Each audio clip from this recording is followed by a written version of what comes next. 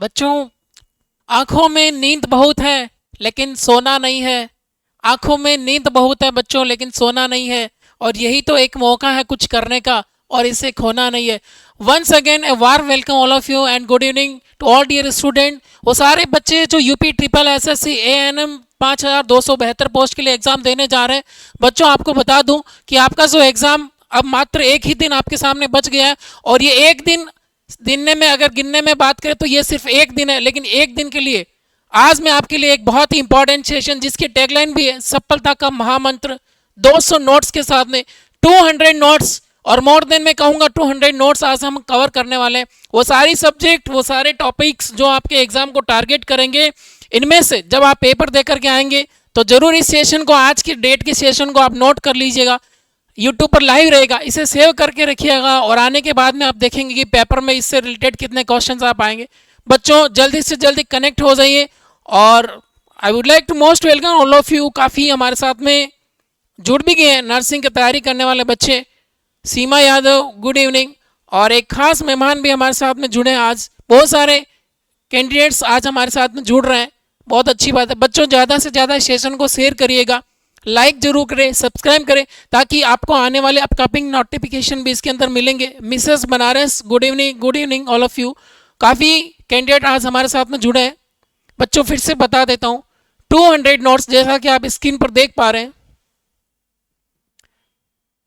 200 notes, more than 200 notes, जिसके अंदर maternal and child health care, PHC, CHC sub centre, level of prevention, वो सारे topics जो आपके एक अपकमिंग 11 जनवरी को जो आप एग्जाम देने जा रहे हैं, उस एग्जाम को टारगेटेड होंगे, उस एग्जाम को है कि वो टारगेट करने वाले होंगे। सारे क्वेश्चन हम ऐसे आज कंप्लीट करने वाले हैं, जिसके अंदर आपका सारा सिलेबस है। आप देखेंगे कि पेपर के अंदर बहुत सारे क्वेश्चन देंगे। तो सबसे पहले मैं रिक्वेस्ट करूंगा आपसे, ज़्यादा से ज़्यादा बच्चों को शेयर करिएगा। इस सेशन के साथ शुरू से लेकर के लास्ट तक कंप्लीट आप बने रहिएगा। बहुत जल्दी हम शुरू करने वाले इस सेशन को।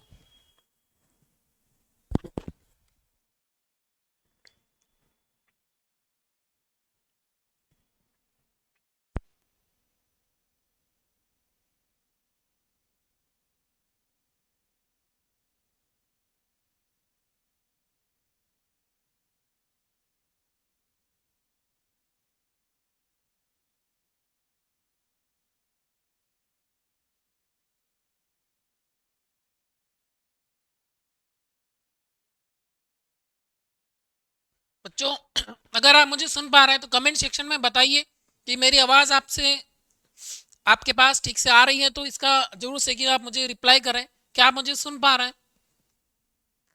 तो आज का जो हमारा हर क्लास की जो सबसे हमारी खास बात रहती है, और आज की जो इंपॉर्टेंट जो चीज़ है वो बच्चा, आज हम एमसीक्यूज डिस्कस नहीं करेंगे, क्योंकि हम आज 200 की पॉइंट्स, मोर देन 200 की पॉइंट्स आप स्टडी करने वाले हैं।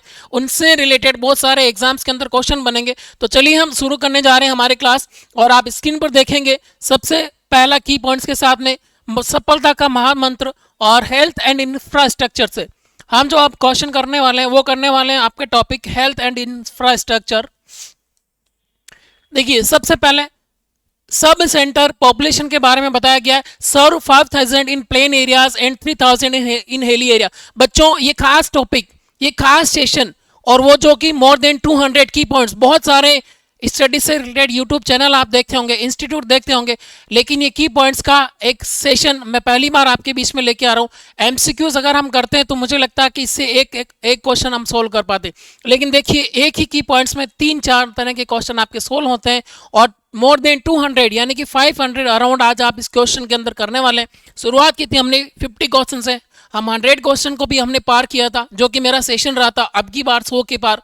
तो बच्चों, आज हम एक और इम्पॉर्टेंट आपके लिए क्लास लेकर के आए। देखिए, अच्छी तरह से सुनिएगा। आज आपको कमेंट सेक्शन में सिर्फ सुनना है, और कमेंट सेक्शन के अंदर जो भी चीज़ आपको ना समझ में आ रही हो, जो पॉइंट्स आपको नहीं समझ में आ रहा हो, आप सिर्फ पॉइंट नंबर लिखे कि सर इसे फिर से एक्सप्लेन करिए।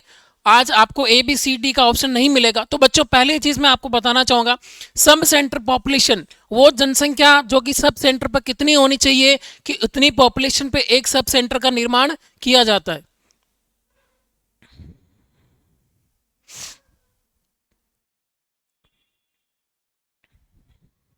थोड़ा सा मैं स्क्रीन को ठीक कर देता हूँ।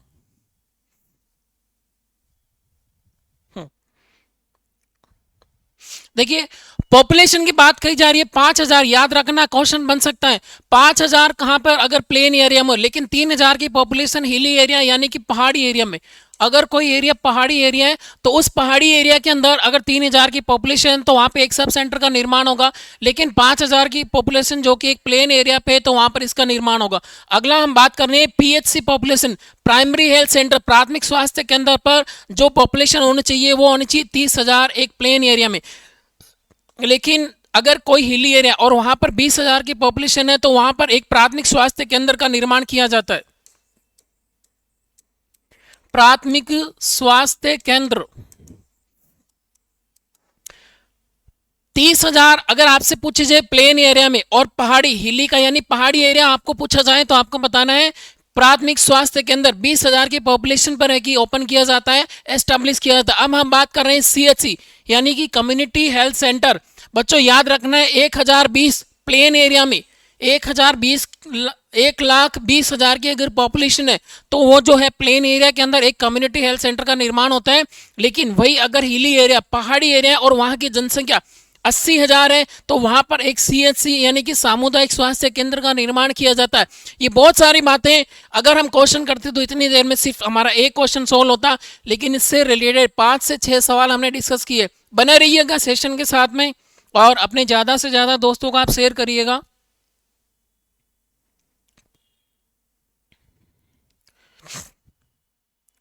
आज की हमारी इस क्लास का 200 की पॉइंट्स नंबर 6 पढ़िए। Ayushman Arogya Mandir existing HCS and PSC are being rebranded as Ayushman Arogya Mandir to provide the comprehensive primary health care. Comprehensive primary health care provide करने के लिए जो आयुष्मान आरोग्य मंदिर था उसे एग्जिस्ट करके HCS and PSC are being rebranded as the Ayushman Arogya मंदिर।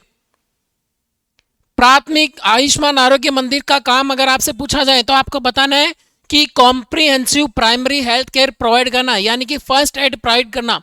अगला पॉइंट क्या है, रेफरल लिंक।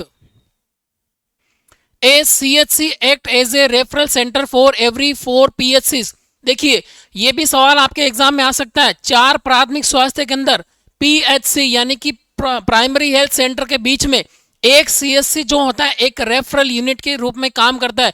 तो सवाल बन सकता है कि कितने प्राथमिक स्वास्थ्य केंद्र के बीच में एक CHC जो है एक रेफरल यूनिट के रूप में काम करता है, यानी कि CHC पर 4 प्राथमिक स्वास्थ्य से पेशेंट ट्रांसफर होकर के आ सकते हैं, ये भी याद रखना है। अगला कह रहा है कि CHC bed capacity typically a 30 bed hospital with X ray and laboratory facilities. आपसे पूछा जाए CHC के बारे में कि CHC पर बेड की संख्या कितनी होनी चाहिए तो बच्चों बतानी है 30 बेड की। और वहां पर क्या फैसिलिटीज होनी चाहिए, वहां पर एक्सरे होना चाहिए, लेबोरेटरी फैसिलिटीज होनी है।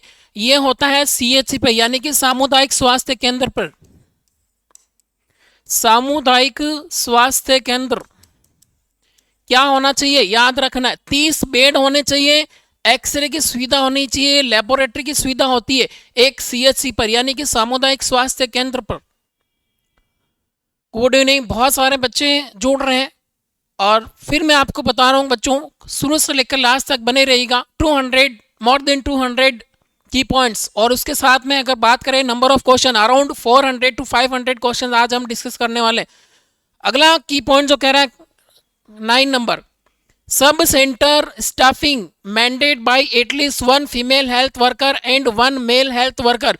देखिए बच्चों सब सेंटर पर जो स्टाफ होता है वो कितना होता है, तो एक वहां पर ANM यानी कि female health worker, auxiliary nurse midwife और एक 1 मेल हेल्थ वर्कर, 2 कैंडिडेट की आवश्यकता होती है।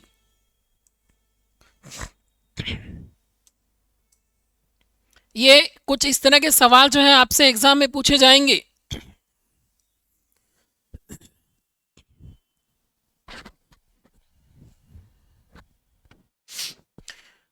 Points number 10, PSC staffing, PSC पर कितना स्टाफ होना चाहिए, ये बहुत ही इंपॉर्टेंट सेंशन रहने वाला बच्चों। और आपको लग भी हो गया, आपको ये महसूस भी हो गया होगा कि ये जो चीजें सारी की सारी हमने अब तक की क्लासेस के अंदर कवर नहीं करी थी, लेकिन आज हम उन सारी चीजों को कवर करने वाले हैं। PHC स्टाफिंग के बारे में पूछा गया ना, स्टाफ कितना होना चाहिए प्राथमिक स्वास्थ्य केंद्र पे। PHC यानी कि प्राथमिक स्वास्थ्य केंद्र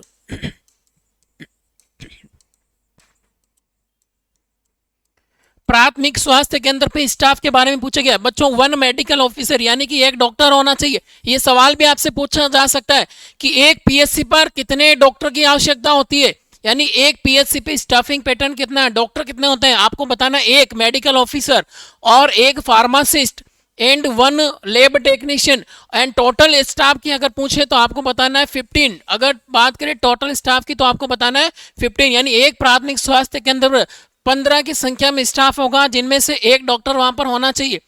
first port of the call, the sub centre is the first contact point between the community and the primary health care system.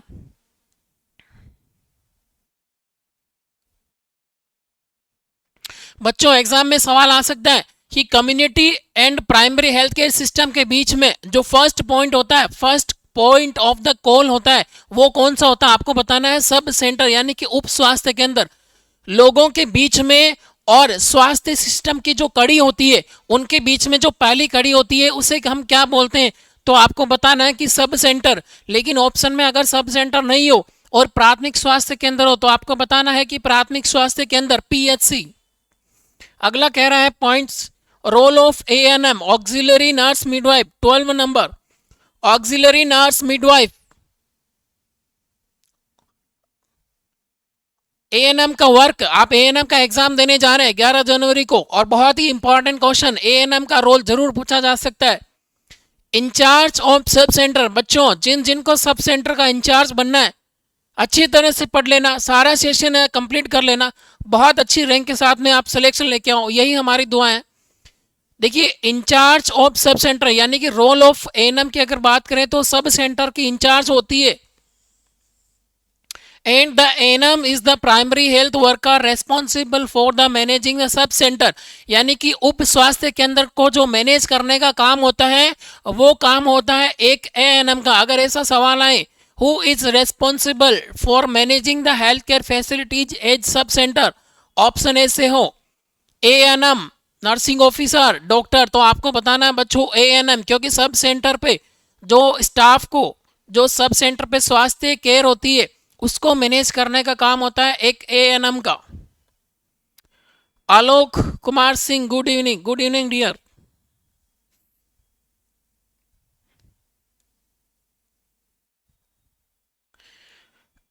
पढ़िए सारे जो टॉपिक्स हैं वो पढ़िए, इनमें से रिलेटेड क्या क्या क्वेश्चन बनेंगे बताऊंगा मैं अभी।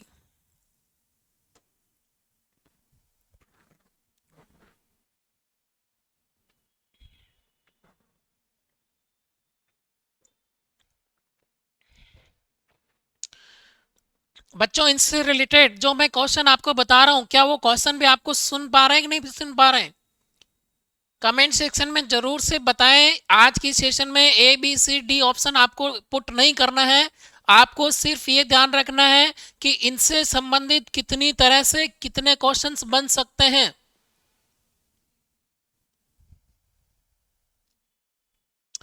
हाँ जो क्लियर नहीं दिख रहा है वो मैं एक्सप्लेन कर रहा हूं, मैं बोल रहा हूं, आप सुनते रहिएगा।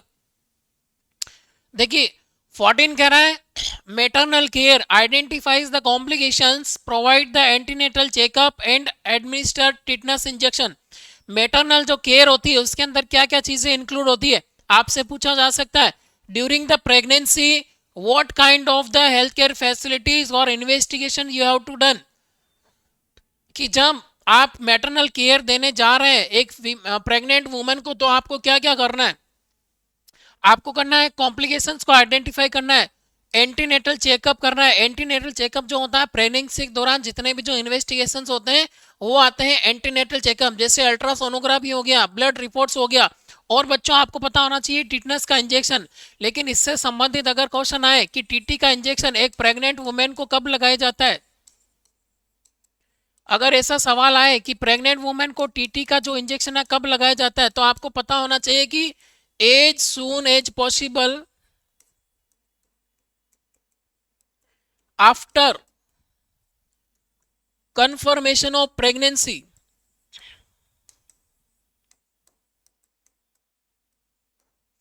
यानी जैसे ही पता चलता है कि प्रेगनेंसी कंफर्म हो जाती है उसके तुरंत बाद टिटनस का इंजेक्शन लगा दिया जाना चाहिए। और अगर ऐसा सवाल आए कि सेकेंड डोज कब लगानी है, सेकेंड डोज, टीटी की जो सेकेंड डोज कब लगानी है, तो आपको बताना है बच्चों 4 वीक। अगर वीक में पूछा जाए तो आपको बताना है 4 वीक, और महीने में पूछा जाए तो आपको बताना है 1 मंथ।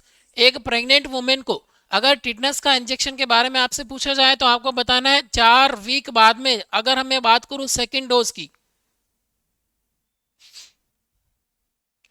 15 कह रहा है इम्यूनाइजेशन से संबंधित। इम्यूनाइजेशन क्या होता है? Act as the primary provider for giving the vaccine during outreach sessions. Immunization जो होता है वो किसी भी तरह की बीमारियों से हमें प्रिवेंट करने के लिए लगाया जाता है, यानी कि इससे संबंधित, इम्यूनाइजेशन से संबंधित सवाल आए तो आप कहेंगे कि ये प्राइमरी प्रिवेंशन होता है। प्राइमरी प्रिवेंशन पिछले की क्लासेस के अंदर हमने पढ़ा भी है बच्चों। इम्यूनाइजेशन जो है वो किस प्रकार का प्रिवेंशन है, तो आपको बताना है कि प्राइमरी प्रिवेंशन। अगला 16 नंबर कह रहे हैं supervision guide and support Asha work in the community intervention. ये सारे जो अभी बच्चों हम जो चीजें पढ़ रहे हैं ये एक ANM का हम काम पढ़ रहे हैं। टॉपिक मैंने अभी बताया था, role of ANM as sub centre. Sub centre पर एक auxiliary nurse, midwife, female health worker का काम क्या होता है, तो हमने पढ़ा था उसके अंदर, यानी कि सब सेंटर पर हेल्थ केयर फैसिलिटीज है उनको मेंटेन करना।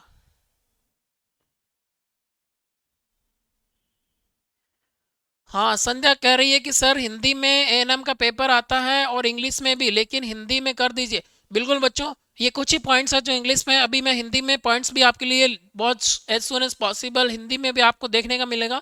आप कंटिन्यूसली सेशन में बने रहिए। गुड।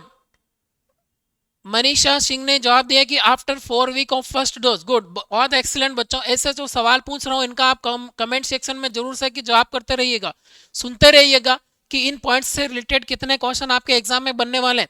तो अभी जो मैं बता रहा हूँ, अभी आपको बता रहा हूँ कि रोल ऑफ ANM, तो पहला हमने पढ़ा था सब सेंटर पर हेल्थ केयर फैसिलिटीज को मेंटेन करना, मैटरनल केयर यानी कि मदर को, जो प्रेग्नेंट वुमेन है उसको during the pregnancy care provide करना। अगला काम जो होता है वो इम्यूनाइजेशन। आपसे पूछा जा सकता है इम्यूनाइजेशन किसका काम है, तो बताना है ANM। सुपरविजन करना, सुपरविजन किसको करेंगे? Guide and support ASHA worker in the community intervention. Accredited social health activist, ASHA जो होती है वो आपके अंडर में वर्क करती है, तो आशा के साथ में आपको मिलकर, एक क्रेडिटेड सोशल हेल्थ एक्टिविस्ट के साथ में मिलकर आपको उस क्षेत्र में जहां ग्रामीण क्षेत्र में आपकी पोस्टिंग होती है उसके साथ में मिलकर के आपको हेल्थ केयर फैसिलिटी जो होती है वो लोगों को प्रोवाइड करनी है। अगला जो काम होता है बच्चों रिकॉर्ड्स का, वो भी एक ANM का काम होता है। Maintaining the eligible couple register and update the birth and death certificates. वो वुमेन्स जो प्रेग्नेंट है उनका रजिस्ट्रेशन करवाना है, वो कपल जो कि फैमिली प्लानिंग के लिए अभी एलिजिबल है उनका रजिस्ट्रेशन कराना है, और बर्थ और डेथ से रिलेटेड जितने भी जो रिकॉर्ड्स है वो आपको मेंटेन करना है। तो अगर ऐसा सवाल आए कि इनमें से कौन सा ऐसा कार्य है जो कि एक आशा का एक ANM का होता है, अगर ऑप्शन में रहे रिकॉर्ड्स मेंटेन करना बर्थ और डेथ से संबंधित, तो आपको वो डेथ एंड बर्थ से संबंधित रिकॉर्ड वाला ऑप्शन जरूर करना बच्चों।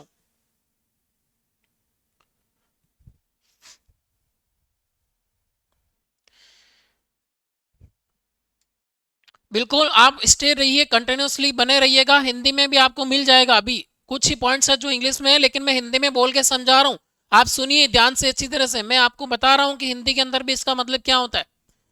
18 पॉइंट फैमिली प्लानिंग, यानी कि जो ANM का जो काम होता है वो क्या काम होता है बच्चों? फैमिली प्लानिंग का भी काम होता है, यानी कि insert IUDs and provide the counselling on contraceptive method. ऐसे लोग जो ग्रामीण क्षेत्र में जिन्हें पता नहीं है, अशिक्षित है, इलिटरेट है, एजुकेशन नहीं है, लैक ऑफ एजुकेशन है, हेल्थ से रिलेटेड, स्वास्थ्य से रिलेटेड, उन बच्चों को जो ग्रामीण क्षेत्र के अंदर वैक्सीनेशन से संबंधित बात हो गई, या फिर वो जो कपल जो कि फैमिली प्लानिंग के बारे में अभी उनको जानकारी इतनी, उनको फैमिली प्लानिंग के बारे में सारी काउंसलिंग करना है और उनको वो सारी जानकारी प्रदान करना है जिससे कि वो फैमिली प्लान कर सके, ये भी एक काम होता है ANM का। बच्चों फिर बता रहा हूँ कि हम जो अभी टॉपिक पढ़ रहे हैं वो पढ़ रहे हैं role of ANM।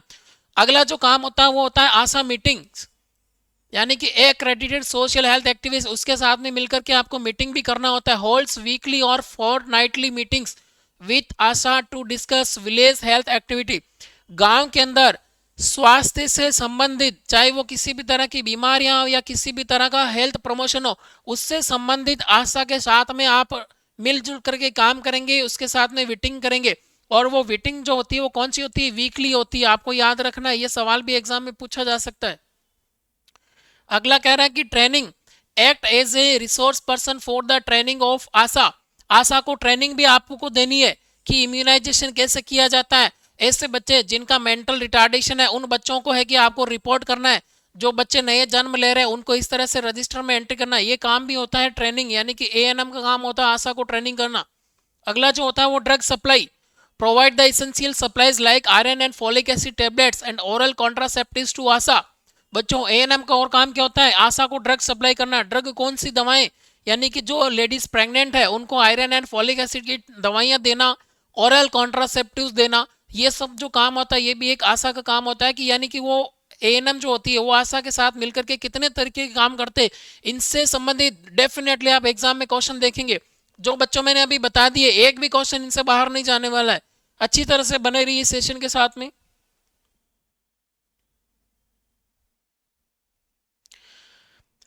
22 ethics etiquette से related must follow a specific code of ethics for the professional conduct. बच्चों जो एएनएम होती है उसे भी जो है एक अपना कोड ऑफ इथिक्स फॉलो करना है। यानी जब भी डॉक्टर एक एएनएम सब सेंटर पे है कि इन्वेस्टिगेशन के लिए या फिर रिपोर्ट के लिए आता है तो उसके साथ में आपको रेस्पेक्टफुली रहना है।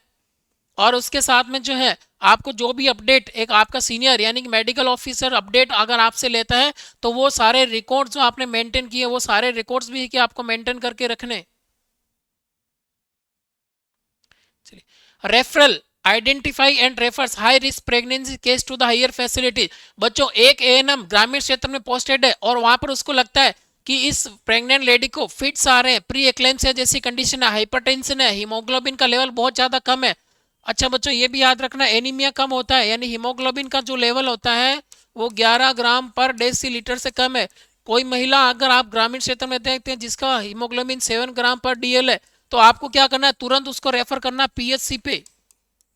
याद रखना ऐसा भी एग्जाम में सवाल पूछा जा सकता है। रेफरल यानी कि जो एक एएनएम होती है उसका काम होता है पेशेंट को रेफर करना। कौन कौन से पेशेंट को, जो कि हाई रिस्क प्रेगनेंसी है, जैसे कि हीमोग्लोबिन का लेवल कम है और बहुत सारी इसके अंदर कॉम्प्लिकेशंस की अगर बात करें कि बार बार उसको चक्कर आ रहे हैं, फिट्स आ रहे हैं, बहुत ज़्यादा वॉमिटिंग्स उसको हो रही है, तो इस तरह की जो हाई रिस्क प्रेगनेंसीज होती है तो उससे है कि आपको रेफर करना है हायर सेंटर पे। अब बात करते हैं रोल ऑफ आशा। एक क्रेडिटेड सोशल हेल्थ एक्टिविस्ट का काम क्या होता है।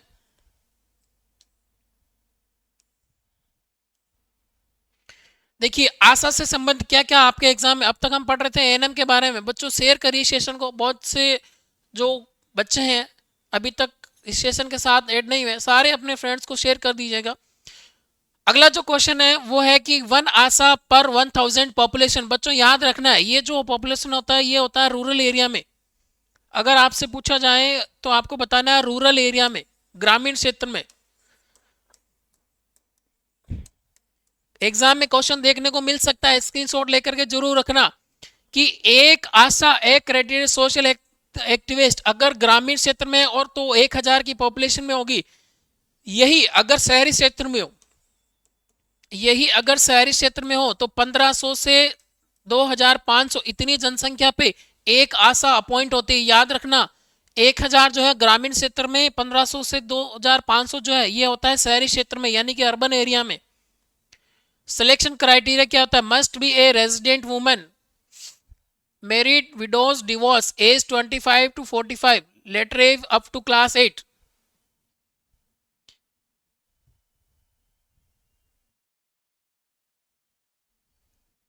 हाँ ये जो कह रहा है कि एलिजिबिलिटी क्या होना चाहिए, एक जो आशा होती है एक क्राइटेरिया सोशल एक्टिविस्ट होता है उसके लिए क्या क्राइटेरिया होना चाहिए, तो उसके लिए जो बात कर रहे हैं must be a resident woman, यानी कि वो मैरिड हो या फिर विडो हो या फिर वो डिवोर्स्ड हो।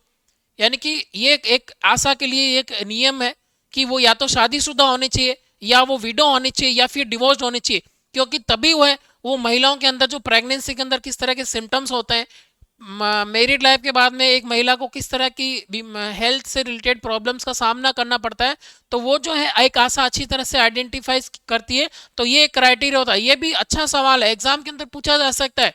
सिलेक्शन क्राइटेरिया फॉर द आशा, तो आपको बताना एज कितनी होनी चाहिए, 25 से लेकर के 45 साल की एज होनी चाहिए। और अगर पढ़ाई की बात करें तो उसका एजुकेशन स्टैंडर्ड है वो भी 8वीं क्लास तक का होना चाहिए। तो ये जो होता है सिलेक्शन क्राइटेरिया फॉर ए आशा।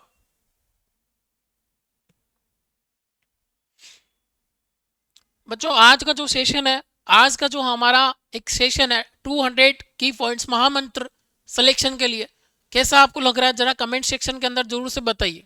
देख रहा हूँ मैं आप सब बच्चों को क्लास से जुड़े हैं। कमेंट सेक्शन में बताइए कि आज का जो आपका सेशन है वो आपको किस तरह से लग रहा है, किस तरह से आप देखते हैं एग्जाम को लेकर के। क्योंकि आज के सेशन में हम जो है बहुत सारे मोर देन 500 क्वेश्चन डिस्कस करने वाले हैं। पहले हमने 50, 100, 200 और आज हम करने वाले more than 500 questions.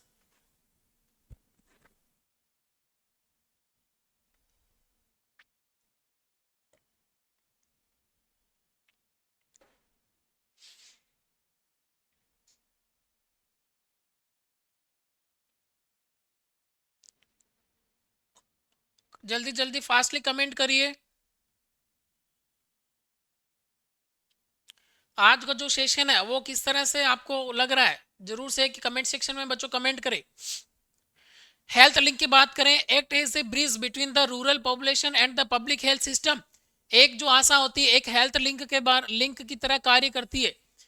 Act as a bridge यानी कि एक ब्रिज की तरह काम करती है, यानी कि rural population and the public health system, ग्रामीण पॉपुलेशन और हेल्थ सिस्टम के बीच में अगर कोई पूछे कि कौन काम करती है तो आपको बताना आशा। सवाल आ सकता है ऐसा सवाल कि एक वो हेल्थ केयर वर्कर जो कि हेल्थ सिस्टम और रूरल पॉपुलेशन के बीच में काम करे। अगर चार ऑप्शन आपके सामने हो, एएनएम हो, आशा हो, मेडिकल ऑफिसर हो, तो बच्चों आपको करना है आशा, यानी कि ग्रामीण क्षेत्र और एक हेल्थ सिस्टम के बीच में जो काम करने वाला है पर्सन होता है उसको हम बोलते हैं आशा। इस तरह के क्वेश्चन आपसे पूछे जा सकते हैं। Mobilize women and children to attend village health and the nutrition day. गांव के अंदर जो न्यूट्रिशन और हेल्थ से रिलेटेड जो प्रोग्राम्स होते हैं उनके अंदर रूरल पॉपुलेशन को है कि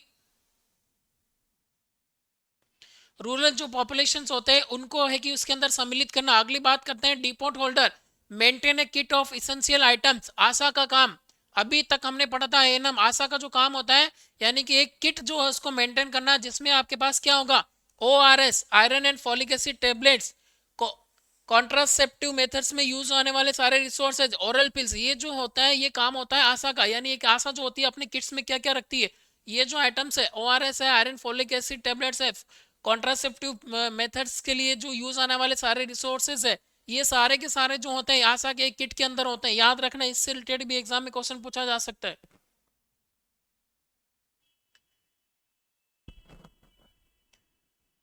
first port of call serving as the first point of contact for health need at the village level. अगर आपसे सवाल पूछा जाए ग्रामीण क्षेत्र में अगर स्वास्थ्य सेवा के लिए फर्स्ट पोर्ट ऑफ कॉल के नाम से किसे जाना जाता है तो आपको बच्चों बताना है आशा। होम विजिट की बात करें, conduct at least 1 monthly home visit prioritising the pregnant women and newborn. यानी कि कंडक्ट एट लिस्ट 1 मंथली। अगर आपसे पूछा जाए कि आशा को कितनी जो है विजिट, होम विजिट है कि करनी चाहिए, तो आपको बताना है महीने में एक बार, मंथली। ये भी हमने प्रीवियस जो क्लासेस उसके अंदर ऐसा एक क्वेश्चन देखा था, home visit prioritising the pregnant women and newborn, और उसके अंदर होम विजिट में भी सबसे ज्यादा आपको प्रायोरिटी किसको देनी चाहिए, वो महिला जो कि गर्भवती है, प्रेग्नेंट वुमेन और न्यूबॉर्न को आपको सबसे ज्यादा प्राथमिकता देनी है जब आप होम विजिट के लिए जाते हैं। अगला, birth preparedness council women on safe delivery and breast feeding practice.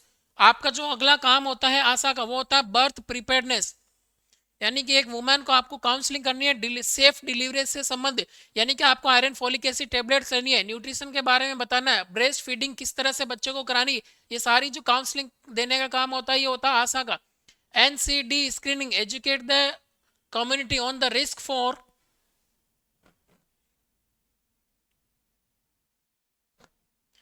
NCD यानी कि नॉन कम्युनिकेबल डिजीज की स्क्रीनिंग करना, educate the community on risk factor for non communicable disease link diet and tobacco.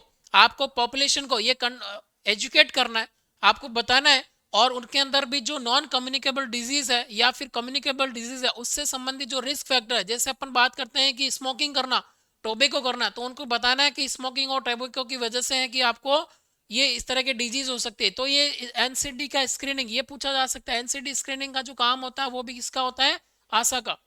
Compensation सवाल अगर पूछे आशा को क्या compensation मिलता है तो बच्चों बताना है receive performance based incentive rather than a fix salary.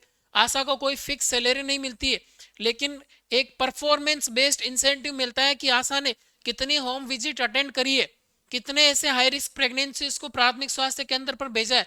तो आशा को जो सैलरी मिलती है वो इन चीजों पर मिलती है, न कि उसकी कोई फिक्स सैलरी होती है। Prevention and community health, prevention and community health से रिलेटेड प्राइमरी प्रिवेंशन क्या होता है बच्चों, ये बहुत ही अच्छा क्वेश्चन है। पॉइंट नंबर 36 पढ़िए, प्राइमरी प्रिवेंशन। प्राइमरी प्रिवेंशन का अगर आपसे मतलब पूछा जाए तो आपको बताना है वो ऐसे सारे रिसोर्सेज, वो ऐसी सारी प्रक्रियाएं, वो सारे ऐसे काम जो कि किसी डिजीज को होने से पहले किए जाते हैं, उन्हें हम बोलते हैं प्राइमरी प्रिवेंशन। अगर आपसे पूछी जाए कि इम्यूनाइजेशन क्या है, तब भी आपको बताना है कि प्राइमरी प्रिवेंशन के अंदर आता है। सेकेंडरी प्रिवेंशन के अंदर क्या आएगा, early diagnosis and treatment screening. जैसे कि आप किसी व्यक्ति का ब्लड प्रेशर चेक कर रहे हैं, डायग्नोसिस में क्या होता है, बीपी चेक करना, या फिर कोई भी आप ब्लड टेस्ट कर रहे हैं, बीपी चेक करना, ब्लड टेस्ट करना, किसी का ट्रीटमेंट करना, ये जो है ये आता है सेकेंडरी प्रिवेंशन के अंदर। याद रखना बच्चों, VHND venue usually held at the anganwadi centre.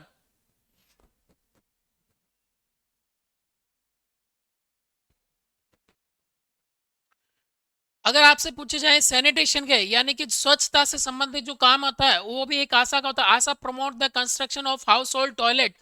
आशा जो होती है उसको ये काम भी होता है कि आपको ग्रामीण क्षेत्रों के अंदर ये बताना है कि आपको हाउस होल्ड टॉयलेट यानी जो शौचालय होता है उसका घरों में निर्माण करना है। अगर आप बाहर खुले के अंदर अभी एक शौचालय का निर्माण कर दिया फिर खुले के अंदर सो जाते हैं, उससे कई तरह की डिजीज है कि पॉपुलेशन के अंदर फैल सकती है।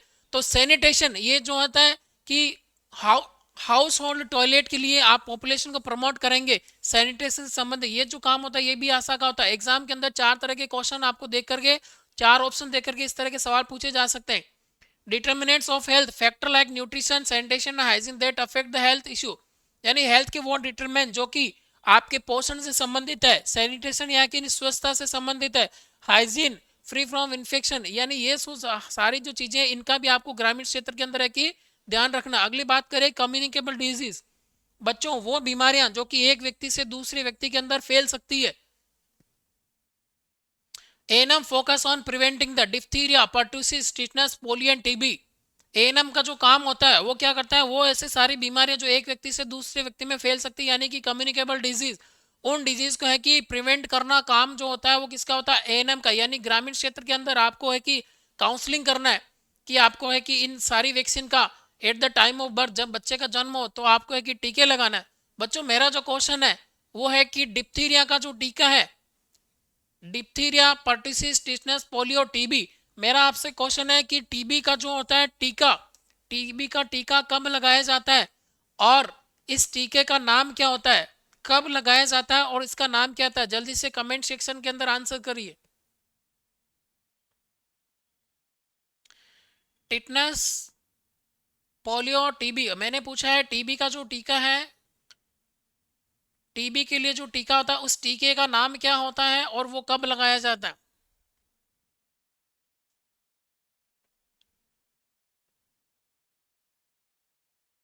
नीतू पाल लिख रही है 8 बर्थ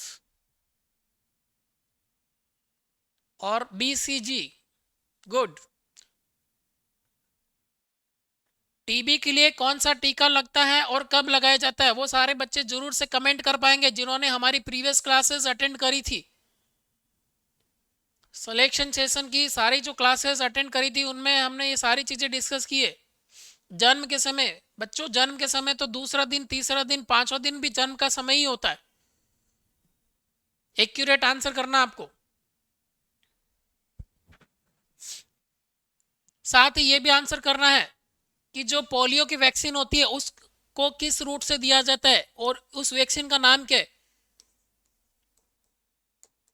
वैक्सीन का नाम क्या है और रूट क्या है, ये दोनों चीजें आपको बतानी कमेंट सेक्शन के अंदर। अगला मेरा क्वेश्चन है पोलियो, प्रैक्टिस भी हो जाएगी हमारी कि इतनी जो क्लासेस ली थी हमने उस क्लासेस से हमें क्या बेनिफिट हुआ कि नहीं हुआ। पोलियो जो होता है उसके लिए कौन सी वैक्सीन दी जाती है और उसका रूट क्या होता है। जल्दी से सारे बच्चे कमेंट सेक्शन के अंदर कमेंट करेंगे। बच्चों बहुत ही इंपॉर्टेंट सेशन रहने वाला है, सारे सब्जेक्ट के सारे टॉपिक से रिलेटेड इंपॉर्टेंट की पॉइंट्स जिनसे कितने सारे सवाल बन सकते हैं, वो सारे सवाल भी हम डिस्कस कर रहे हैं। बहुत ही इंपॉर्टेंट है आपके एग्जाम से पहले, मात्र एक दिन बच गया है। सारा सेशन जरूर पूरे बच्चे लास्ट तक अटेंड करें। हिंदी, बस हिंदी के अंदर भी आने वाला है, हिंदी इंग्लिश दोनों है के अंदर ही ये जो सारे की पॉइंट्स मैं आपको बताने वाला हूँ।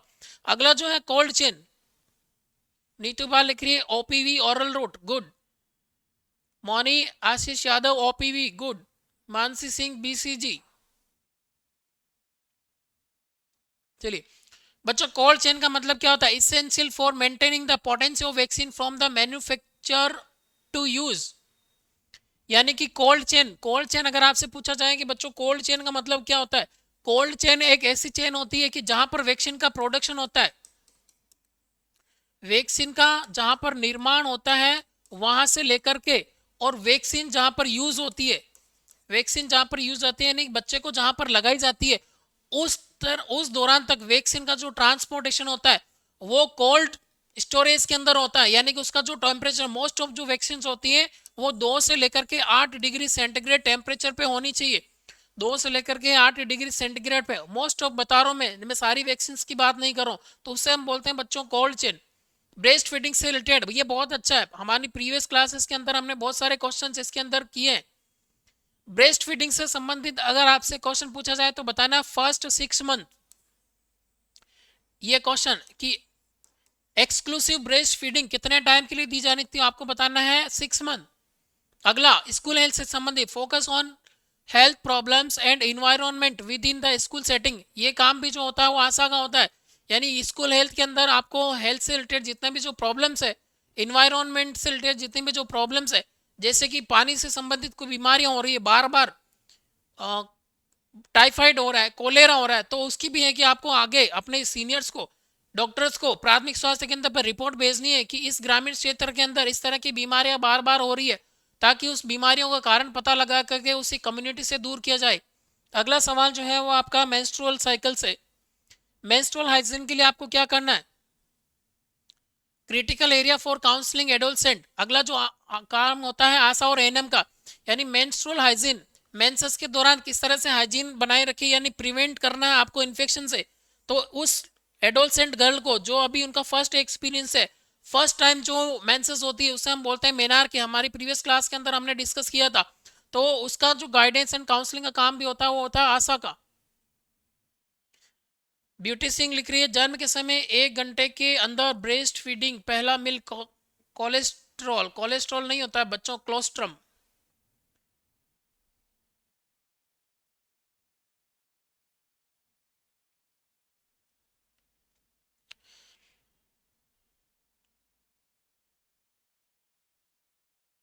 नेक्स्ट, हेल्थ एजेंसी से related, world health organization WHO direct and coordinates international health.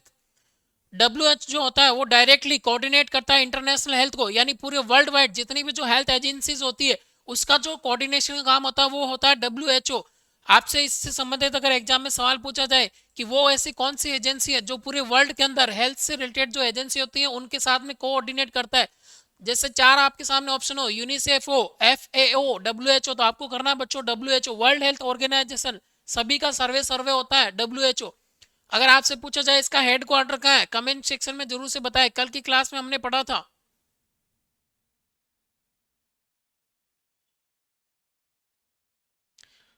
Good, beauty Singh लिख रही है ज्यादा पानी पीना, हर 4 घंटे में पेट चेंज करना और गर्म हॉट वाटर यूज करना। बच्चों हॉट वाटर नहीं, वार्म वाटर, गलत मत कर देना, हॉट वाटर नहीं यूज करना, वार्म हल्का गुनगुना पानी से। कल की क्लास में हमने इस क्वेश्चन को डिस्कस किया था। चलिए, वर्ल्ड हेल्थ ऑर्गेनाइजेशन, और अगर बात करें UNICEF, primary focus on the welfare and health of the children, वो कौन सी एजेंसी, क्वेश्चन कल की क्लास में हमने डिस्कस किया, वो कौन सी एजेंसी है जो प्राइमरली यानी मुख्य रूप से, प्राथमिक रूप से, प्राथमिक रूप से, मुख्य रूप से बच्चों की हेल्थ और वेलफेयर से संबंधित मुख्य रूप से फोकस करती, तो आपको बताना है UNICEF. And UNFPA focus on the population and reproductive health, product population and reproductive health को लेकर के जो मेनली फोकस करती है उस एजेंसी का नाम बताना है UNFPA. International agency providing relief and development assistant, care जो होती है वो होती है इंटरनेशनल एजेंसी जो कि क्या करती है, रिलीफ एंड डेवलपमेंट असिस्टेंट का काम करती है। अगला जो है रेड क्रॉस सोसाइटी से संबंधित, इंडियन और international focus on the humanitarian and blood donation service. जो भी हम ब्लड डोनेशन करते हैं, रक्तदान जो संबंधित सारी की सारी जो चीजें होती है उन पे फोकस करने वाले एजेंसी का नाम क्या है, तो बच्चों आपको बताना red cross.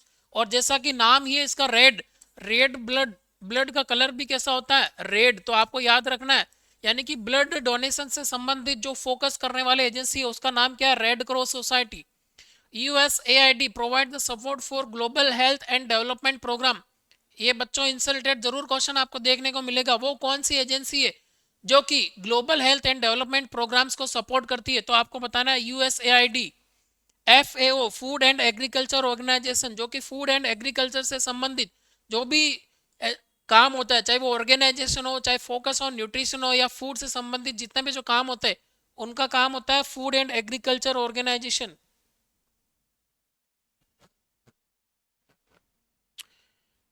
Indian council for child welfare, national agency for child rights and welfare. बच्चों ये सारे की स्क्रीनशॉट लेकर के रख लेना, एजेंसी से संबंधित जरूर क्वेश्चन आपको देखने को मिलेगा।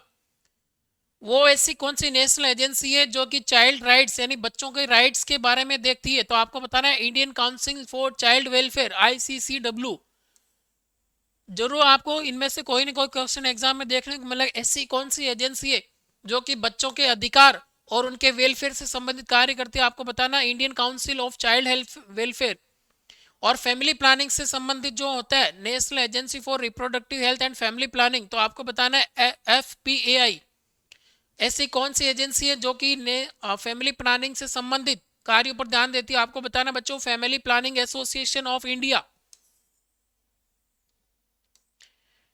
आयुष इंटीग्रेट्स आयुर्वेदा, योगा, यूनानी, सिद्धा and homeopathy into primary care. Ayush का पूरा नाम पूछा जा सकता है, याद रखना, कई बार पूछा गया, आशा का पूरा नाम पूछा गया है एग्जाम में, वैसे ही इसका भी पूछा जा सकता है। लीजिए बच्चों, जो आपकी डिमांड्स थी वो भी पूरी हो रही है। हिंदी के अंदर सारी जो चीजें अब हम हिंदी के अंदर पढ़ने वाले हैं, मैटरनल हेल्थ एंड प्रेगनेंसी संबंधित जितने भी जो क्वेश्चन बनते हैं उनको अपन डिस्कस करेंगे।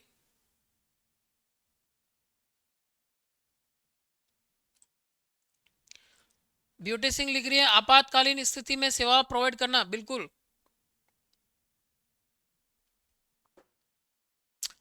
58 कह रहा है गर्भावस्था की पुष्टि में मूत्र में HCG की उपस्थिति से निश्चय किट द्वारा की जाती है।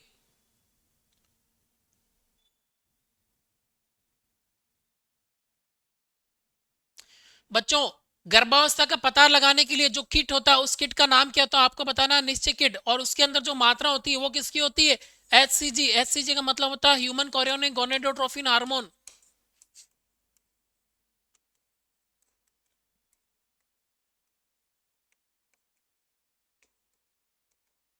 UPT यूरिन प्रेगनेंसी जो टेस्ट किया जाता है उस टेस्ट के अंदर यूरिन के अंदर एक हार्मोन होता है HCG, human chorionic gonadotrophin hormone. ये जो हार्मोन होता है ये पुष्टि करता है कि फीमेल जो है वो प्रेग्नेंट है। तो प्रेगनेंसी का कंफर्मेशन करने के लिए दो सवाल, उस किट का नाम क्या है आपको बताना निश्चय किट, और उसके अंदर जो किस हार्मोन का यूरिन के अंदर जो हार्मोन प्रेजेंट होता है उसका नाम होता है HCG। HCG का पूरा नाम होता है ह्यूमन कोरियोनिक गोनेडोट्रोफिन।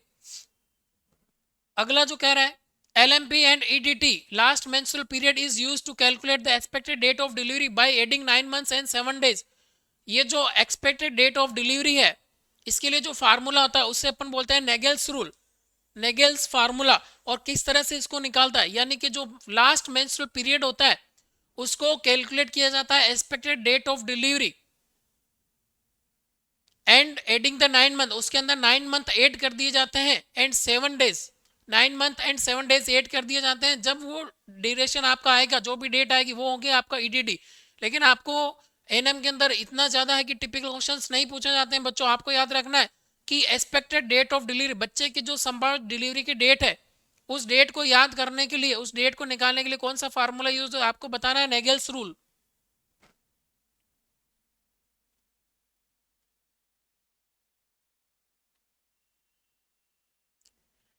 जिन जिन भी बच्चों को लगता है कि मुझे इस सेशन से बहुत ज़्यादा फायदा होने वाला, बच्चों में फिर बता रहा हूँ, कंटिन्यूसली सेशन के साथ बने रहिएगा। बहुत सारे इंपॉर्टेंट की पॉइंट्स और इन की पॉइंट्स से आप 100% अगले एग्जाम में सवाल देखेंगे। ये क्वेश्चन कि गर्भावस्था का पंजीकरण कितने हफ्तों के भीतर कर देना चाहिए, कितने समय के अंदर, तो आपको बताना है बच्चों 12 हफ्तों के भीतर। हर एक क्वेश्चन को आज हम बिना ऑप्शन के क्वेश्चन कर रहे हैं। जितने भी जो क्वेश्चन डिस्कस कर रहे हैं बिना ऑप्शन के आज सारे क्वेश्चन हम डिस्कस कर रहे हैं। यानी प्रेगनेंसी का जो रजिस्ट्रेशन होता है कितने ड्यूरेशन में करवाना चाहिए। बेटा हिंदी में कर तो रहे हैं, हिंदी के अंदर आ गए हैं, पढ़िए आप। सारे क्वेश्चन बता रहा हूँ कि गर्भावस्था का जो पंजीकरण है वो कितने हफ्तों में, तो आपको बताना है कि 12 हफ्तों के भीतर कराना चाहिए।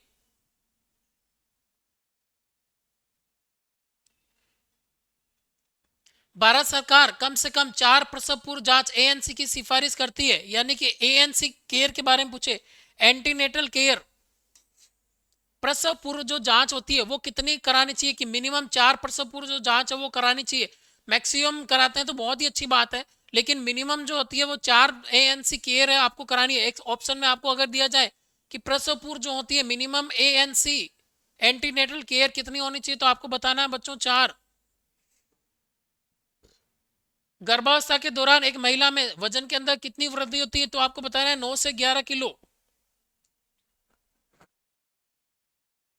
आयरन एंड फोलिक एसिड की एक गोली प्रतिदिन कितने दिनों तक दी जानी है, तो आपको बताना है 180 दिन। बहुत सारे वो क्वेश्चन आज हम इस सेशन के अंदर डिस्कस करने वाले हैं जो कि इनकी पॉइंट से बनेंगे। सारे टॉपिक सारी सब्जेक्ट को हम कवर करने वाले हैं। 180 दिनों तक याद रखना बच्चों। आयरन एंड फोलिक एसिड की टेबलेट जो है वो कब तक दी जाती है, 180 दिनों तक।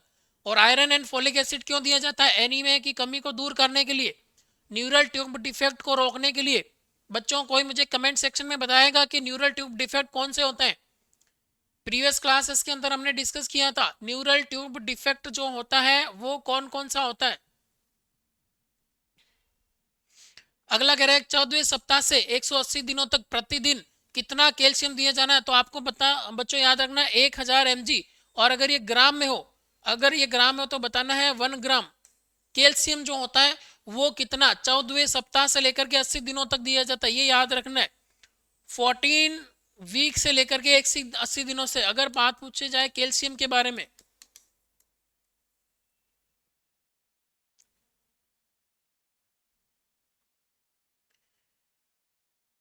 टिटनेस के 2 टीके दिया जाते हैं, दूसरा टीका पहले के 4 सप्ताह बाद में। बिल्कुल बच्चों ये तो हमने डिस्कस कर लिया जाता है कि प्रेगनेंसी अवस्था के दौरान 2 टीके दिए जाते हैं। आपको याद रखना कितने टीके दिए जाए, ऐसा सवाल है तो बताना 2 टीके। दूसरे टीके का जो अंतराल होता है वो कितना होता है, 4 सप्ताह बाद में। और महीने में पूछे तो आपको बताना है 1 मंथ के बाद में। पहले टीके का 1 महीना हो जाता है उसके बाद में दिया जाता है दूसरा टीका।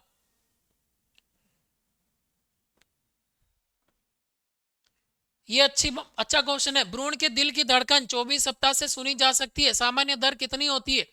फीटल हार्ट साउंड जनरली कब तक ऑडिबल होती है स्टेथोस्कोप से, तो आपको बच्चों बताना है 24 वीक, 24 हफ्ता। और सामान्य heart rate, normal heart rate of foetus की अगर पूछा जाए तो आपको बताना है 120 से लेकर 160 प्रति मिनट। क्विकनिंग क्या होती है, क्विकनिंग।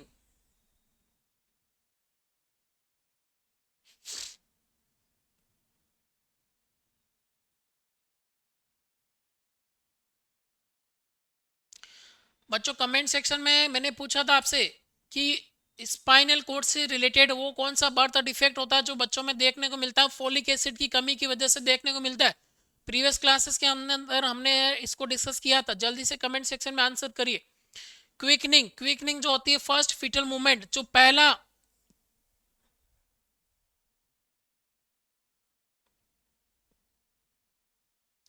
बच्चों अगर आपसे पूछा जाए माँ द्वारा महसूस की गई पहली हलचल को क्या कहते हैं, तो आपको बताना है क्विकनिंग कहते हैं उसको। एग्जाम में ऐसा सवाल है कि माँ द्वारा पहली महसूस की गई हलचल को क्या कहते हैं, तो आपको बताना है क्विकनिंग। कब होती है, 16 से 20 सप्ताह के दौरान। और लास्ट यानी कि 24 सप्ताह तक तो ये महसूस हो ही जाती है। लास्ट कब तक हो सकती है, तो आपको बताना है 24 सप्ताह तक। नॉर्मल पूछे तो आपको बताना है 16 से 20 सप्ताह तक। अब हम बात करेंगे एबनॉर्मल प्रेगनेंसीज के बारे में।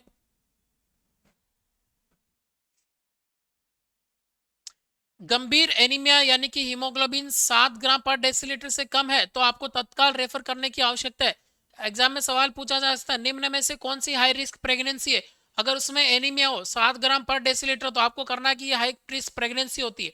बच्चों प्री एक्लेम्सिया अगर पूछे तो क्या करना है कि 20 सप्ताह के बाद में उच्च रक्तचाप और पेशाब में प्रोटीन यानी प्रोटीन इन यूरिन हो, हाई ब्लड प्रेशर हो, तो उसे हम कहेंगे प्री एक्लेम्सिया। लेकिन एक्लेम्सिया जो होता है उसमें थोड़ा सा डिफरेंट होता है। प्री एक्लेम्सिया का सीवियर रूप होता है जिसे अपन बोलते हैं एक्लेम्सिया। गर्भवती महिला में दौरे पड़ना और एक आपातकालीन स्थिति बनना यानी फिट्स। एक वुमेन जो होती है वो हाइपरटेंशन और प्रोटीन इन यूरिन है तो उसे प्री एक्लेम्सिया कहते हैं, लेकिन वो सीवियर जब कंडीशन हो जाती है यानी उसको फिट्स आने लगते हैं। एक्टोपिक प्रेगनेंसी से सवाल आए तो बच्चों याद रखना है गर्भाशय के बाहर और अक्सर फेलोपियन ट्यूब में भ्रूण का ठहरना यानी कि जो इम्प्लांटेशन होता है फीटस का वो कहां पर होता है? Mostly implantation. फर्टिलाइजेशन पूछे तो आपको बच्चों बताना है फर्टिलाइजेशन। अगर आपको पूछे कि फर्टिलाइजेशन कहां होता है तो आपको बताना है फेलोपियन ट्यूब में। और फेलोपियन ट्यूब में जो फर्टिलाइजेशन होता है, लेकिन वहां से जो इम्प्लांटेशन होता है वो कहां पर होता है? वो होता है यूट्रस में। इम्प्लांटेशन जो होता है यूट्रस में होता है, नॉर्मली बात करूं, लेकिन यूट्रस में इम्प्लांटेशन नहीं होकर के कहीं और होता है तो उसे हम कहेंगे एक्टोपिक प्रेगनेंसी। और कहीं और पे सामान्य तौर पे वो कहां होता है? अक्सर आपको याद रखना है फेलोपियन ट्यूब के अंदर। गुड।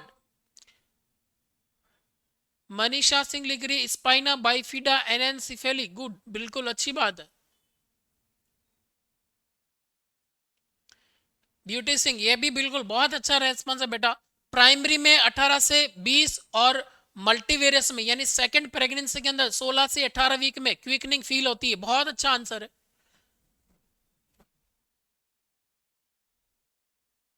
जेस्टेशनल डायबिटीज गर्भावस्था के अंदर पहली बार शुगर बढ़ना अगर डायबिटिक कंडीशन होती है तो उससे अपन बोलते हैं जेस्टेशनल डायबिटीज प्रेगनेंसी के दौरान। अगला जो क्वेश्चन वो कह रहा है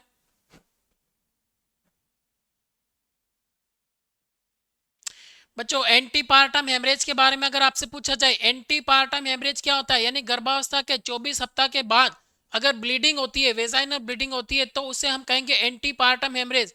याद रखना 4 ऑप्शन अगर आपके पास में हो, 20 सप्ताह के बाद में, 24 सप्ताह के बाद में, 28 सप्ताह के बाद में या 30 सप्ताह के बाद में, तो आपको याद रखना है 28 सप्ताह के बाद में जो ब्लीडिंग होती है उससे हम बोलेंगे antepartum haemorrhage. Placenta previa, placenta का गर्भाशय के निचले हिस्से में होना यानी placenta is implanted in the lower uterine segment covering the cervix. Placenta जो होती है वो गर्भाशय में निचले हिस्से में होती है सर्विक्स वाले एरिया के अंदर, तो उससे अपन बोलेंगे प्लेसेंटा प्रीविया। एब्रेसिव प्लेसेंटा क्या होता है बच्चों?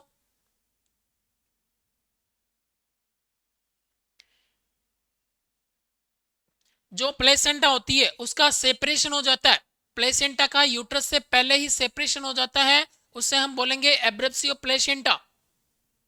अबनॉर्मल प्रेगनेंसीज के बारे में सारी चीजें हम पढ़ रहे हैं। हाइडेटिफोरम मोल किसे कहते हैं बच्चों? Abnormal growth of the trophoblast uterus is larger than the expected for gestational age. अगर आपसे पूछे कि मोलार प्रेगनेंसी क्या होती है और ऑप्शन में आपको ऐसा देखने को मिले कि अंगूर के जैसे गुच्छे की असामान्य वृद्धि, अंगूर के गुच्छे जैसी असामान्य वृद्धि अगर हो रही है तो उसे हम क्या कहेंगे? तो आपको बताना है बच्चों मोलार प्रेगनेंसी। डेंजर साइन, खतरे के संकेत क्या होता है? तेज सिरदर्द होता है, धुंधली दृष्टि होती है, चेहरे और हाथों पर सूजन आती है। अब हम बात करेंगे न्यूबॉर्न केयर के बारे में।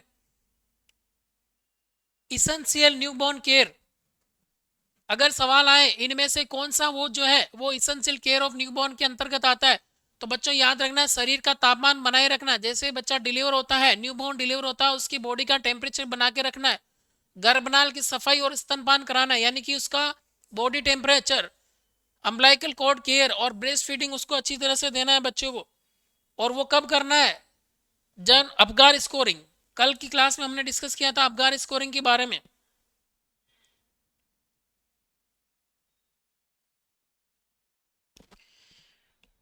बच्चों अपगार स्कोर के बारे में अगर क्वेश्चन आए तो आपको बताना है। देखिए बहुत अच्छे अच्छे आज हम क्वेश्चन डिस्कस कर रहे हैं, बहुत ही अच्छे से आप की पॉइंट्स आप देख रहे हैं, इनसे रिलेटेड सारे सवाल आप देखेंगे।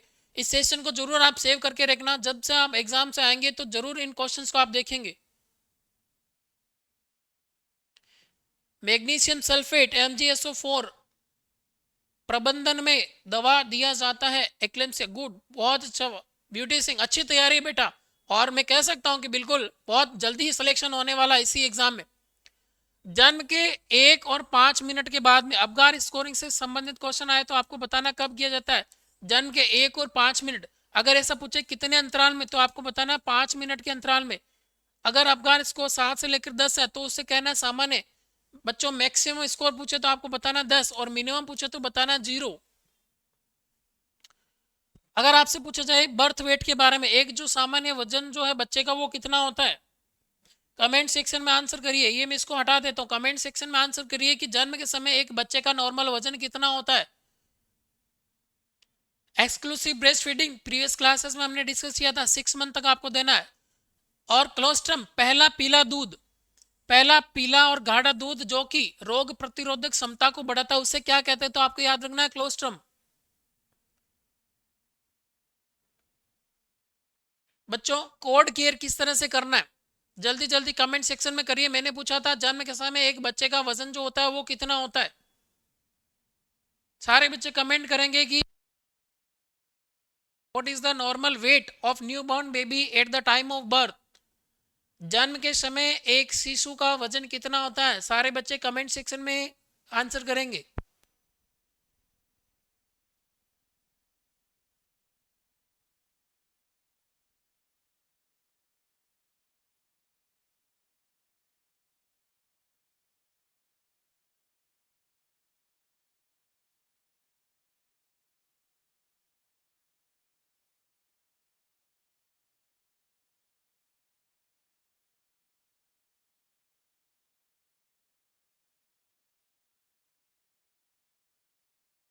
बहुत अच्छा बच्चों। मनीषा सिंह 2.5 से 3.5, मोनी 2.5 से 3.5। लेकिन बच्चों ये भी याद रखना है, अगर 2.5 से 3.5 ऑप्शन में नहीं हो और एग्जाम में अगर आप ऐसा देखते हैं 2.5 से 4 kg, तो वो आंसर भी आपको राइट करना है। बिल्कुल, बहुत अच्छी बात है। विटामिन के, ये क्वेश्चन हमने प्रीवियस क्लासेस के अंदर मल्टीपल चॉइस क्वेश्चन में बहुत सारे इससे संबंधित हमने क्वेश्चन देखे थे। विटामिन के जो होता है रक्त स्राव को रोकने के लिए जन्म के समय दिया जाता है, यानी कि ब्लीडिंग को प्रिवेंट करने के लिए विटामिन के का इंजेक्शन दिया जाता है, जन्म के समय दिया जाता है। बच्चों विटामिन के का इंजेक्शन कौन कौन से रूट से दिया जा सकता है, कमेंट सेक्शन में आंसर करेंगे सारे बच्चे। विटामिन के का जो इंजेक्शन होता है वो कौन कौन से रूट से दिया जा सकता है, प्रीवियस क्लासेस के अंदर मैंने बताया था विटामिन के का इंजेक्शन किस रूट से दिया जा सकता है। ये जो होता है कोएगुलेंट का काम करता है। अगर विटामिन की के की कमी होगी तो उस शिशु के अंदर ब्लीडिंग से यानी हेमरेजिक डिसऑर्डर देखने को मिलेंगे।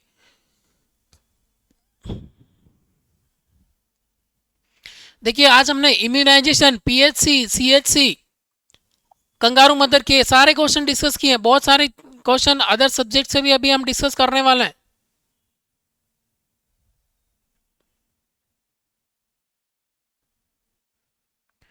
मानसी सिंह आईएम देते हैं, सीमा यादव आईएम, पूनम यादव आईएम। बच्चों 4 अलग रूट से दिया जाता है, मैंने बताया था प्रीवियस क्लासेस में। सबकुटेनियस, ओरल, आईवी और आईएम भी दिया जा सकता है। लेकिन अगर आपसे ऐसा सवाल पूछे मोस्ट कॉमन पूछे तब आपको आईएम करना है।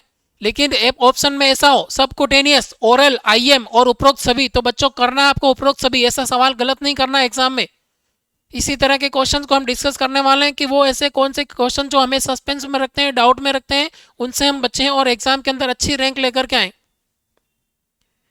बिल्कुल मोस्ट कॉमनली जो होता है वो आईएम ही दिया जाता है। नहीं बच्चों, जेड ट्रैक के लिए वेंट्रोग्लूटियल मसल्स में दिया जाता है। चलिए हाइपोथर्मिया, शरीर का तापमान 36.5 डिग्री सेंटीग्रेड से कम। अगर आपसे पूछे जाए हाइपोथर्मिया में तापमान कितना हो तो बताना है 36.5 डिग्री सेंटीग्रेड से कम होता है।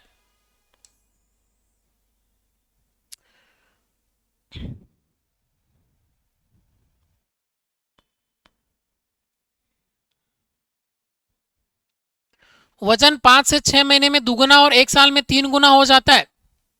बच्चे का वजन जो होता है अगर पूछे आपसे कि दुगुना कब हो जाता है तो आपको बताना है 5 से 6 महीने में। बच्चों याद रखना, जरूर क्वेश्चन आएगा यहाँ से। जरूर क्वेश्चन आप देखेंगे, स्क्रीनशॉट लेकर के रख लेना। अगर आपसे पूछे दुगुना कब होता है तो बताना 5 से 6 महीने में। अगर आपसे पूछे कि 3 गुना कब होता है तो बताना 1 साल में। और पहले साल में लंबाई लगभग 25 सेंटीमीटर बढ़ती है। ऐसा अगर सवाल आए कि बच्चे के जन्म के बाद पहले साल में लंबाई कितनी बढ़ती है तो आपको बताना है बच्चों 25 सेंटीमीटर बढ़ती है। सामाजिक मुस्कान सोशल स्माइल जो होती है वो कब होती है? 2 महीने की उम्र में। और ऐसा ऑप्शन अगर ऐसा हो 2 नहीं और 2 से 3 महीने हो तो ये आंसर भी आपका राइट है, इसे भी आप राइट कर सकते हैं। हेड कंट्रोल सिर पर नियंत्रण बच्चा किस महीने की उम्र में रख सकता है? बहुत ही important question, growth and developmental milestone से इस सेशन के अंदर हम करने वाले हैं।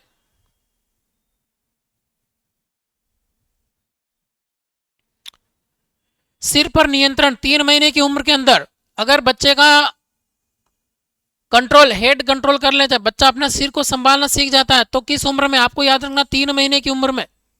सिट विद सपोर्ट आपको पूछे कि सहारे के साथ बच्चा कब बैठना सीखता है तो आपको बताना बच्चों 6 महीने में। और बिना सहारे के पूछे तो बताना है कि 8 महीने के अंदर। रेंगना या घुटनों के बल चलना जिसे क्रीपिंग या फिर क्रॉलिंग के नाम से भी पूछा जा सकता है एग्जाम में। ये तो डेवलपमेंटल माइलस्टोन है, जरूर याद रखना ना, एक सवाल जरूर आप एग्जाम में देखेंगे बच्चों। रेंगना या घुटनों के बल चलना 8 से 10 महीने में।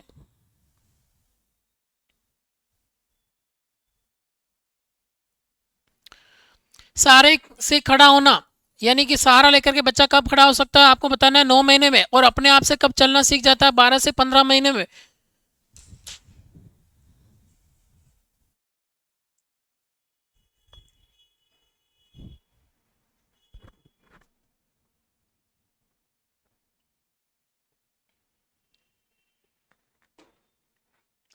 अगर ऐसा सवाल आए कि सिंपल वर्ड्स मोनोसेलेबल्स माँ और पा ये जो शब्द है ये बच्चा कब बोलना सीख जाता है तो बच्चों याद रखना आपको 12 महीने की उम्र में।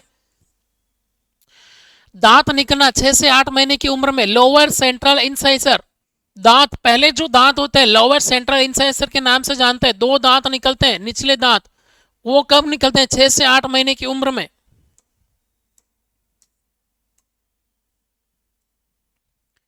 आज का हमारा की पॉइंट्स नंबर 100, अजनबियों से डर यानी कि स्ट्रेंजर्स एंजाइटी कब डेवलप होती है?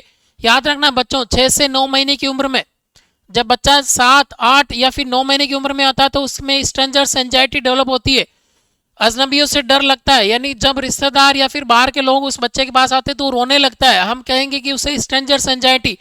बहुत सारे की पॉइंट जिनसे आप एग्जाम के अंदर क्वेश्चन देखेंगे। अब हम बात करेंगे नेशनल स्कीम एंड रोल, राष्ट्रीय योजनाएं और भूमिकाएं। सुमन योजना का काम क्या है? माताओं और नवजात शिशुओं के लिए मुफ्त और गुणवत्तापूर्ण स्वास्थ्य प्रदान करना। ये जो है ये किसके द्वारा किया जाता है? आपको याद रखना है सुमन योजना के अंतर्गत। जेएसवाई, जेएसवाई का काम क्या होता है? कल भी हमने क्वेश्चन में डिस्कस किया था बच्चों।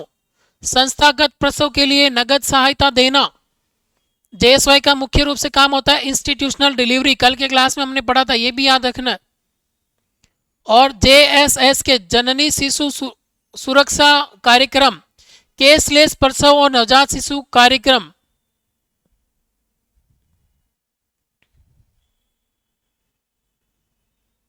अगर आपसे पूछे ग्राम स्वास्थ्य और पोषण दिवस जो होता है वो कितने महीने कितने अंतराल में किया जाता है तो बच्चों याद रखना 1 महीने में एक बार, हर महीने।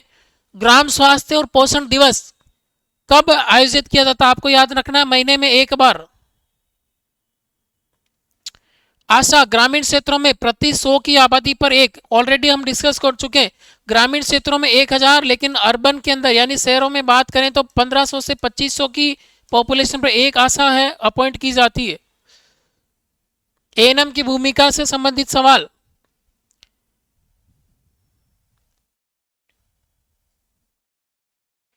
प्रधानमंत्री मातृ Vandana Yojana 5000 incentive for the first live birth. ये याद रखना है कि प्रधानमंत्री मातृ वंदना योजना के अंतर्गत पहले जीवित बच्चे के लिए कितनी सहायता प्रदान की जाती है तो याद रखना बच्चों 5000 रुपए।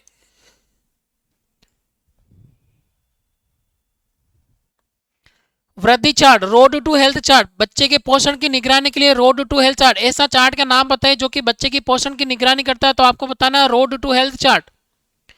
पूरक आहार, 6 महीने की उम्र में स्तनपान के साथ, यानी एक्सक्लूसिव जो कॉम्प्लीमेंट्री ब्रेस्ट फीडिंग का समय 6 महीने। बच्चों एमसीपी कार्ड के बारे में अगर पूछे जाए, एमसीपी कार्ड क्या होता है? माँ और बच्चे के स्वास्थ्य कार्ड पर रिकॉर्ड पर नजर रखने के लिए। माँ का स्वास्थ्य कैसा है, यानी जन्म होने के बाद में मदर कैसी है, बच्चा कैसा है, किसी तरह का कोई पोस्टमार्टम हेमरेज तो नहीं है, किसी तरह का इन्फेक्शन तो नहीं है, बच्चे को कोई किसी तरह की बीमारी तो नहीं है। इससे संबंधित जो भी कार्ड होता है उसको हम बोलेंगे एमसीपी कार्ड। प्रोटीन एनर्जी माल न्यूट्रिशन, इसके मुख्य लक्षण क्या होते हैं बच्चों? मरासमस और क्वाशियोकोर। प्रोटीन एनर्जी माल न्यूट्रिशन यानी प्रोटीन की कमी से जो होने वाले रोग होते हैं उन्हें किस नाम से? मरासमस और क्वाशियोकोर, जो कि प्रोटीन एनर्जी माल न्यूट्रिशन रोग है। विटामिन ए की कमी से जो होता है बच्चों, रतौंधी और बाइटोट के धब्बे पैदा करती है विटामिन ए। मेरा क्वेश्चन है आपसे, विटामिन ए की कितनी डोज दी जाती है बच्चों? कमेंट सेक्शन में आंसर करिए। देखिए जब तक आप आंसर नहीं करते हैं तो ये चीज़ें जो है हमें डीमोटिवेट करती हैं। बच्चों कंटिन्यूसली आंसर करिए, जो भी चीज़ें मैं पूछूं। जैसा कि मैंने पहले ही बताया था, आज का जो हमारा सेशन है एमसीक्यूज का नहीं, क्योंकि एमसीक्यू से हम कुछ क्वेश्चन है कि डिस्कस कर पाते हैं, और की पॉइंट्स के अंदर एक की पॉइंट से 3-3, 4-4, 5-5 तरह के क्वेश्चन हम डिस्कस करते हैं। वही हमने पूछा है कि विटामिन की कमी होगी तो बच्चों रतौंधी रोग होगा, नाइट ब्लाइंडनेस होगी, और इसकी कितनी डोज दी जाती है। एक बच्चे को नंबर ऑफ डोज पूछ रहा हूं बच्चों, विटामिन ए की जो डोज होती है कितनी डोज, अमाउंट नहीं पूछ रहा हूं मैं, पूछ रहा हूं number of dose. Good, Mauni लिख रही है 9 डोज, सीमा यादव 9 डोज।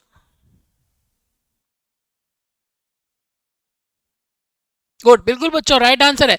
अगर ऐसा पूछा जाए कि कितनी डोज दी जाती है तो आपको बताना है 9 डोज। विटामिन सी, इसकी कमी से स्कर्वी रोग होता है। और बच्चों क्वेश्चन मेरा ये, विटामिन सी जो होता है वो मोस्टली किन खाद्य पदार्थों के अंदर देखने को मिलता है? विटामिन सी का रिच सोर्स कौन सा होता है? बहुत सारे सवाल, वो सारे सवाल जो आपके पेपर में आने वाले उनसे संबंधित आज का ये इंपॉर्टेंट सेशन।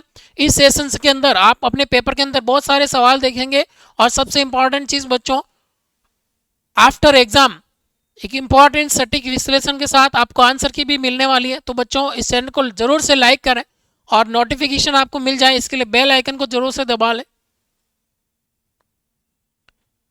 विटामिन सी जो होता है उसकी कमी से बच्चों स्कर्वी रोग आता है, जिसकी वजह से मसूड़ों के अंदर सूजन आती है, ब्लीडिंग आना शुरू हो जाती है। और विटामिन डी की जो कमी होती है उसकी वजह से होने वाले रोग को अपन बोलते हैं रिकेट्स। विटामिन डी का जो रिसोर्स होता है वो क्या होता है बच्चों के अंदर? रिकेट्स रोग विटामिन डी की कमी से। और अगर बात करें एडल्ट में तो याद रखना ओस्टियोमलेशिया। मानसी कह रही कि साइट्रस फ्रूट, आंवला में, बिल्कुल बच्चों राइट आंसर है। खट्टे जो फल होते हैं, ऑरेंज हो गया, आंवला हो गया, लेकिन सबसे ज्यादा जो होता है आंवला में। आयोडीन की कमी से होने वाला रोग पूछे तो याद रखना है गेंगा रोग, यानी कि गोइटर के नाम से। और क्रिटिनिज्म बच्चों के अंदर मानसिक मंदता।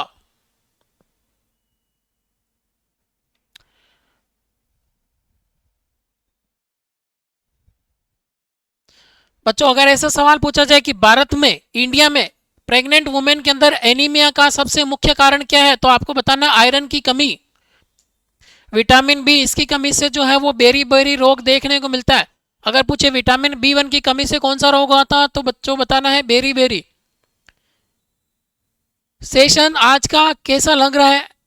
क्या इससे आपका पूरा सिलेबस कवर हो रहा है कि नहीं हो रहा? मेरा एक सवाल आप सब लोगों से, जो भी साल भर आपने अलग अलग सब्जेक्ट पढ़ी थी, क्या इस सेशन के साथ आप उस सब्जेक्ट का रिवीजन कर रहे हैं कि नहीं कर रहे हैं? आपके रिवीजन के प्रोस्पेक्टिव से किस तरह से आप इस सेशन को देखते हैं बच्चों? जरूर किसी कमेंट सेक्शन में आंसर करिए। कमेंट सेक्शन में जरूर बताएं कि क्या इस सेशन से आपका रिवीजन हो पा रहा है कि नहीं हो पा रहा है।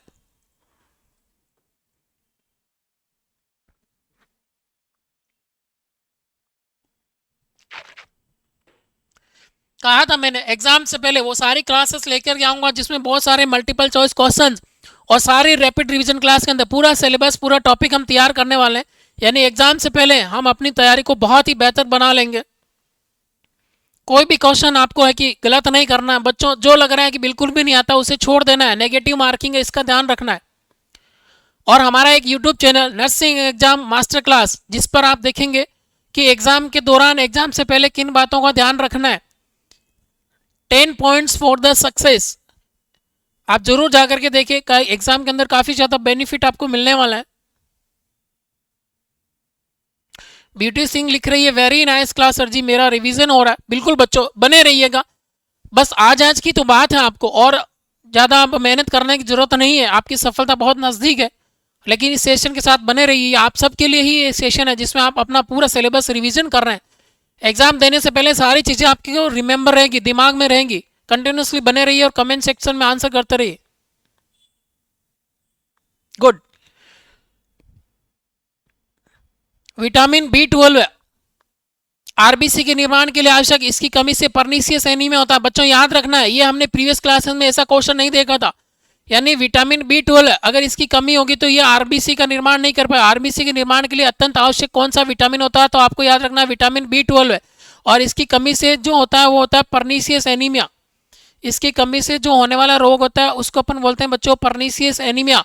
अगर पूछे विटामिन B12 का नाम क्या है तो आपको याद रखना है साइनोकोबालेमाइन। विटामिन के का दूसरा नाम क्या है तो बच्चों आपको याद रखना है साइनोकोबालामाइन। विटामिन के ऑलरेडी डिस्कस कर लिया है, हेमरेजिक डिजीज से प्रिवेंट करता है।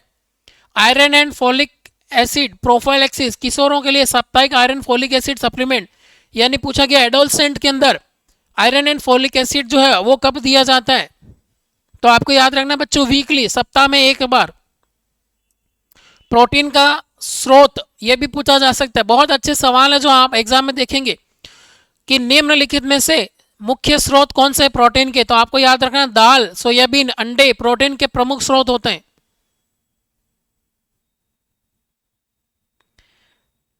Moniya Ashish Yadav super class sir, paper में बहुत हेल्पफुल क्लास है सर, थैंक यू बच्चों। और आपकी हेल्प हो, यही चीज़ तो मैं आपसे कहता हूँ कि हम वो हर एक चीज़ कर रहे हैं जिससे आपको एग्जाम के अंदर काफ़ी ज़्यादा बेनिफिट मिले। फोलिक एसिड, नवजात शिशुओं में न्यूरल ट्यूब डिफेक्ट को रोकने के लिए फोलिक एसिड यानी विटामिन ये कौन सा होता है, फोलिक एसिड। फोलिक एसिड तो विटामिन 9 की वजह से और बच्चों के अंदर ये न्यूरल ट्यूब डिफेक्ट को रोकता है। इसका कितना दिया जाता है तो याद रखना 400 माइक्रोग्राम, मिलीग्राम नहीं 400 माइक्रोग्राम, जो कि क्या करता है न्यूरल ट्यूब डिफेक्ट्स यानी कि स्पाइना बाइफिडा ओकाल्टा